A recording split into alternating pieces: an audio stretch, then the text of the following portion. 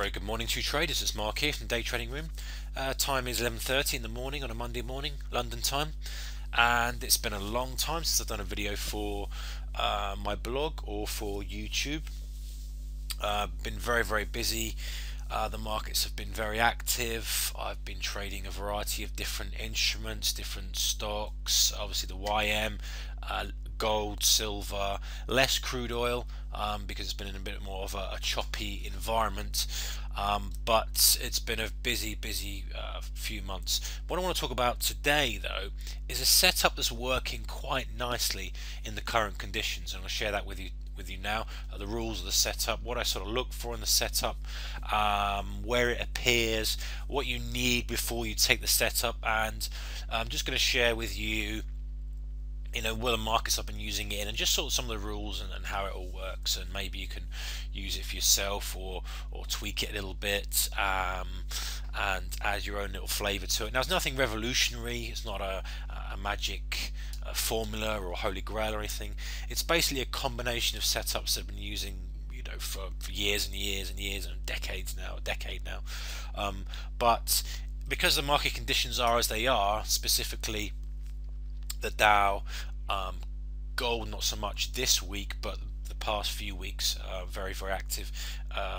The Nikkei, if you're brave enough to trade that, or the yen, US dollar yen, or the euro yen, some of the yen pairs, basically stuff that's volatile, and that also includes some US stocks. We've had Tesla the past few weeks, very active stock, and there's a list of stocks I won't go through, but there are enough markets on there to make this work. Now, the point of this setup is it's trading in the direction of the momentum. So you want to pick a day where there is momentum. So we're not looking for times when you're waiting for data. You're not looking for potential chop days, which sometimes come after strong trend days. You're looking for days when you expect there to be range expansion or for there to be a good solid move. Now, this is when this setup comes into its own the best, is when you're getting nice extended moves on the Dow, when you're seeing sort of 200-point ranges, on your yen or whatever it may be. So nice extended ranges. You've got a premise, so in other words, you're looking to get either long or short. So you've already got that, and this is going to help you tune that entry, get on that trade. And you've got a target. It always helps if you've got a target, or you've got some sort of idea how you're going to manage it. Now, you may use this to get into a swing position. So in other words, you're looking to get long a specific market, specific stock, and you're trying to find a good lower risk entry rather than just taking the long at the close or at the open or whatever it may be, and having to use a wider stop to allow for some noise. This sort of gives you a sort of fine tunes the entry a little bit, allows you to tweak it so that you're using a day traders, if you like, entry, but then you're seeing where the trade goes. If it sort of goes in your direction, you get a nice cushion as it's coming to the close. You can make the decision whether to take the overnight risk or to close it, to scale out. It gives you just a little bit more power to adjust the trade as it suits your trading strategy. So there's a variety of uses across a variety of markets. It just is working quite nicely because the current conditions are, we've got some more volatility, we've got some more volume there, as opposed to the the chuggy trend type environment we had at the beginning of the year. This is a little bit more two-way, a little bit more mixed action, but still with some decent ranges to the upside and downside. So let's get on with this, with the setup. Now, as I say, nothing revolutionary, nothing really holy grail or fantastic about it. It's just a nice way of gauging your risk, waiting to get in and waiting for this to appear, and then taking the trade. And for those of you who like the risk reward type thing, they like the 3-to-1, 5-to-1, whatever it may be, this will appeal to you as well, because the nature of the risk position, the stop position, and then obviously your target tends to give nice ratios on that if you're someone who likes to see those high ratios on the risk reward. So what's the premise, what's the idea of the setup? The idea of the setup is momentum. We're looking for a continuation of that move, so a trend day momentum on a short term. It works on various time frames depending on how you're looking at it. It works on very short term moves. It works on sort of longer term moves. You can even use it on a daily chart. You know, sometimes I've looked at it on a daily chart and it works in that sort of way as well. So it's quite a powerful little tool. Now the premise of the trade is this: you're looking for a move in one direction. Get the drawing pen out, and obviously with the drawing pen this is all very simplified, so just bear with me and we'll show you some good examples and some examples that have failed, and you can see how the stop criteria works for the trade. So the idea is looking for a drive in one direction. Now that may be, this marker may be 5 minutes, might be 5 hours, it could be anything, but in other words we're looking for a good extended move. And now at that point our premise is we're looking to get long. Now obviously if that's happening and you're on a market looking to get short, this isn't the trade for you. This is just looking for the trade. This is basically a trade to allow you to fine tune the entry after the trade, after the market or the stock moves in the direction you're looking for. So pushes up and then we start to get a little bit of unwinding. Now at this point here we've talked about these 5 minute, 3 minute cycle type trade. We talked about the first pullback trade before. This is similar, but we're using a combination of that pullback and then we're fine-tuning it with what I call a range break fake trade. But again, we don't want to get too bogged down into very specific details with it. This is just a price pattern that will show itself sometimes over several minutes, sometimes over 30 minutes plus, sometimes very short, depending on the conditions of the market. So the idea is, if we zoom into that, if you can imagine this is the pullback now, we've driven up and we've pulled back, what is happening here to fine tune our entry? Now what we're looking for is this sort of environment here, a flag type situation that attempts to push lower and then pushes back into the range and then drives on. Okay, now that's the classic range fake break that I talk about in the trade setups and strategies program, but we're looking for something not quite as defined as that.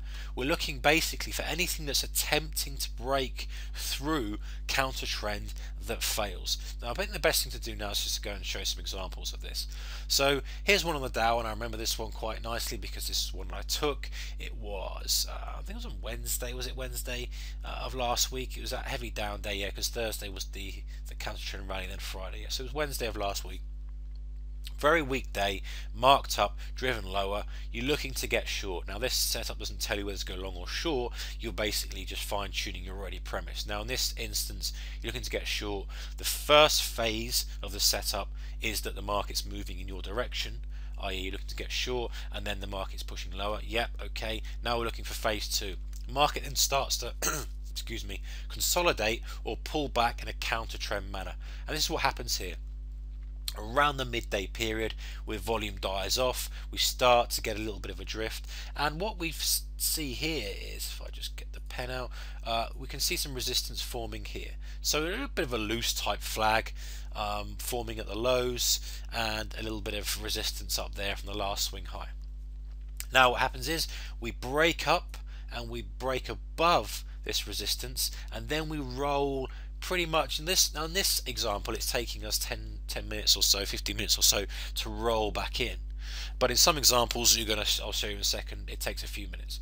But the idea of the trade is, once we've seen that attempted counter trend push that fails, whether that is 15 minutes, whether that is 30 seconds, we're then looking to trade in the direction of the general move with a stop above that failed push. So in this example we're going to be looking to short as it pushes back in. So at some point here, when we see that it's pushed back in, our risk is going to be up here, so we're going to come out of the trade, stop ourselves out of the trade if it fails and pushes back up. And then our target is going to be whatever our target is for our trade plan for taking that sort of trade. Now whether that is a revisit of lows, whether that is, if we're assuming trend there, we're going to close on the lows, or whether we're looking for a multi-day move, whatever it may be, that's entirely your decision. Oh, let me just go back to where we are. But the idea is we're looking for the counter trend push that fails.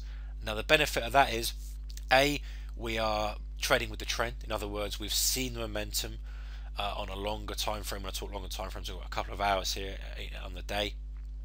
We've got an unwinding, So we've got a little bit of a pullback, which we're always looking to do that if we're trying to get onto a trend. We're not looking to chase it, we're looking for that unwinding. Then we see the unwinding fail, so we start to zoom down and say, okay, well, we've failed, we've sucked in a few buyers here, now we're rolling over. And then there's the entry to the trade. Now the great thing about that, of course, is the risk is quantified, and we can put our trade up there. Now that was, that took a time to roll over, but it did subsequently, roll over and was a good trade, and maybe you would have scaled out some there, but ultimately wouldn't have got stopped out on that one. It's a nice little setup. I'm going to show you on a couple more markets, a couple of examples as well. Let's see if we can find one Bible that failed. Now this is another one that actually worked quite well. You've got the consolidation here, the push up that fails with the high tick reading as well. Obviously, if you're trading the Dow, you can utilize the ticks that then rolls over. And actually pretty similar here. Again, the push up that fails. You're looking for failure, counter trend move that fails. That's basically the premise of the trade, the conditions of the trade. Now I do talk about obviously breaking above resistance and wicking, but it can be anything like that indicates that people are caught, or that the price has tried to move in that direction, but it hasn't found any continual buying, or we've used down moves in these examples, but it could be the other way around.